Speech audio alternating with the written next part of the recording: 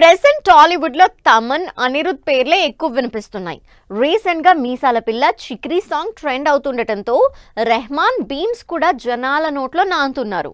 ఈ లిస్ట్ లో దేవిశ్రీ ప్రసాద్ ఎక్కడా కనిపించడం లేదు, జనాల్లో కూడా వినిపించడం లేదు. మరి మళ్ళీ దేవి ఫామ్ లోకి రావాలన్నా, స్టార్ హీరోలతో బిజీ అవ్వాలన్నా ఒకటే ఛాన్స్ కనిపిస్తోంది. మరి పవన్ కళ్యాణ్ సినిమా దేవి కెరీర్ ని డిసైడ్ చేయబోతోందా?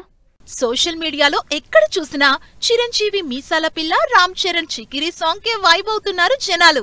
10 రోజుల క్రితం రిలీజ్ అయిన మీసాల పిల్ల నిన్న కాక మొన్న రిలీజ్ అయి అప్పుడే 5 కోట్ల వ్యూస్ దాటేసిన చికిరి, ఇలా టాప్ లో ట్రెండ్ అవుతున్న ఈ రెండు పాటలు మిగిలిన మ్యూజిక్ డైరెక్టర్స్ ని టెన్షన్ పెడుతున్నాయి.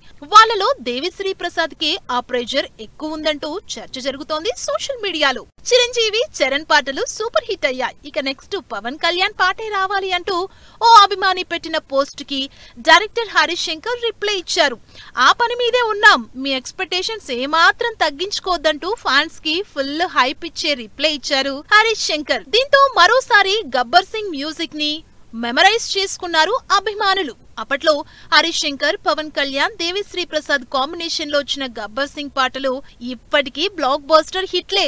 అందుకే మరోసారి ఆ రేంజ్ సాంగ్స్ ని ఎక్స్పెక్ట్ చేస్తున్నారు జనాలు. పుష్ప 2తో దేవి తన సత్తా చూపించినా, ఆ తర్వాత కుబేరా, జూనియర్ లాంటి సినిమాలు చేసినా వాటిలో 1-2 తప్ప చెప్పుకోదగ్గ పాటలు పెద్దగా సినిమాలు చేయలేదు. అంతేకాదు ఒక్క ఉస్తాద్ భగత్ సింగ్ తప్ప చేతిలో ఇప్పుడు స్టార్ మూవీస్ కూడా లేవు. అందుకే దేవి కూడా చిరంజీవి, చరణ్ పాటల్ని మించేలా ఆడియన్స్ అంచనాల్ని అందుకొని మరోసారి సినిమాల స్పీడ్ పెంచడానికి ప్లాన్ చేస్తున్నారని టాక్. మరి ఉస్తాద్ భగత్ సింగ్ తో దేవిశ్రీ పికప్ అవుతారో లేదో, ఆడియన్స్ అంచనాల్ని అందుకుంటారో లేదో, లెట్స్ వెయిట్ అండ్ సీ.